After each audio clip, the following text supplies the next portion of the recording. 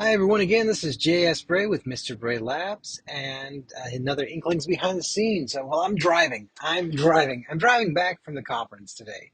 My goodness, like I mentioned earlier, this is kind of silly that I'm doing two of these one day, but um, I have to say, all I can say is that God is good. I am so happy, so thankful to have the opportunity to come out here and to listen to these compelling speakers and meet such interesting people.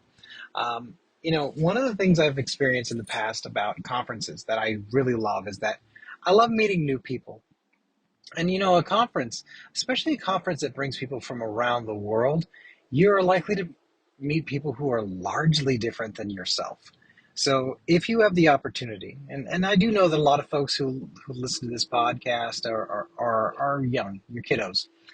If you have the opportunity to meet a lot of new people from a lot of different places of the world, do it. As long as it's safe and you're in a safe place. Okay, but that's something I really enjoyed. I want to kind of just share about my experience on that and why I am just in such a good mood. I got I got here, a little late. I was having trouble with traffic and all that. There was some unfortunate, traffic as that happens out here in Nashville. But I had all these great encounters with people who I just had never met. And one particular person I really enjoyed meeting was a person who works at a news outlet that I had never met. And before we just bumped into each other, and he didn't even have his name tag out. He just said something that really caught my ear, and I couldn't help but talk about that. I'm like, ooh, that sounds interesting. And so here we were just talking in the lobby. We weren't going to the same, like in the same direction. We were just like, he was talking, and I'm like, oh, that sounds interesting. And so as him and I started talking, we started talking about our lives and our family and things that we cared about. And it was such a cool thing. I mean, I felt, and this sounds silly to be an older man and to say this, but I felt like I was making a friend, and that desire to make friends, I don't think it ever really goes away. I don't think it ever should, but I don't, it ever, never really goes away. And I do think that, you know, my grandfather used to have this attitude that I loved, was that, a stranger is just a friend you haven't met yet. And that's so true. A lot of times that is the truth about life. It's like, if you have this sort of continual feast, always looking for a great opportunity, you're going to make friends all the time. You're going to make friends with people from different walks of life. And I do believe I made a friend. I made a friend with someone that I would not have made a friend had I not come out here, had I not had the opportunity. And that's really a beautiful thing. Um, and these opportunities that come to you in life when you just have a sense of gratefulness, throw both arms around it, and then be generous. If you see an opportunity to be generous to somebody, don't question it. And this is something that might challenge a lot of people out there. I'm not asking you to be irresponsible, but if you have the opportunity to buy a person a cup of coffee, give someone a compliment, say something kind to them, if it pops in your head and it's good, do it. If it's a good thing to do it. Um, there's no reason. You know, for example, I decided to, just be generous like I normally am, and I find that whenever I'm generous to somebody, be that with my time, be that with a meal, be that with just whatever it is, things always work out better.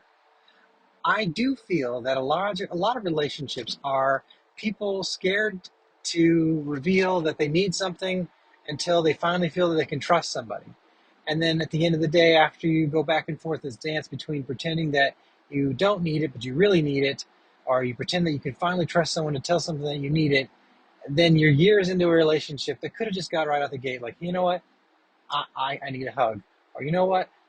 I want somebody who could I just want a friend. I want somebody I can share some conversation with. And that is why I think it's so important to go to conferences. So I think it's so important to get yourself out there, get yourself out of the rut, which can be behind the screen. Um, I'm not saying that screen time is in itself bad. I just think that it's not the screens that are bad, it's the disconnect that becomes bad. Too much disconnect is unhealthy. Too much time, even Netflix binging, that can be really unhealthy for you. Um, I don't care how much you love the show. You spend too much time just sitting there watching YouTube, Netflix, whatever it is, kind of disconnected from the world, the things that matter the most. Not that they don't ever matter, it's just they don't matter more than people. And that's where I am such a firm believer in shaking that up. You need to have a mind and a heart that looks for those opportunities to just experience something truly novel and truly good. So yes, I'm waxing and wane, but I'm on a really good experience today. I'm so glad I went to this conference, and I'm so glad I just made a new friend. And that's something where you just get excited. Ask yourself this: if you had really good news, who's the first person you'd tell? And if you go through, okay, who's the first person? Who's the second person you tell? And why are the second versus the first person? Ask yourself. Now, I know that I'm giving you like a question that might be loaded, but largely, if you break this down, the reason why you have a first person on your list might be the reason why the second person on your list isn't the first person on your list. And, for me growing up, I have a best friend or someone that I would call my confidant, somebody that I could say, hey, I knew they would put wind in my sail. I knew that they would jump on the trampoline with me. I knew that they would say, yeah, let's do this, or oh, thank you for sharing with me this. They would share that enthusiasm. And sometimes the people that you stop going to on the default are the people that really are the ones that kind of drag you down. You should never discard someone just because they're negative. That should not be the primary reason, just because somebody has a negative disposition. But you can choose, if you want to be that negative person, be the person that you choose to go talk to on the regular. And let me articulate this a little bit more. You might have people in your life that you absolutely love and adore, but they're not the first person on your list to tell them good news. And the reason why does not have to be one reason. Okay. They might just naturally be more cautious than you are. They might just naturally be a little bit more leery of good news.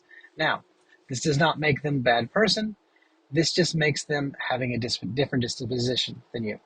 And I mentioned in my previous, recording, that the keys to success and happiness have a lot to do with being grateful and then looking for gratefulness. Just because you are grateful doesn't mean that you have to force others to be grateful. Okay? This is where a recipe for your personal success and your personal happiness. Your personal success and your personal happiness does not depend on other people's success or happiness. Now, let me say that one more time. Whether or not someone else is excited as you are, as enthused as you are, whether or not other people are prescribing to the same level of joy, should not take away your joy. And that's another little caveat there. Being grateful is important, but knowing how to be grateful, that's really the key. Well, thank you so much again. Hopefully you all have a blessed day. Take care.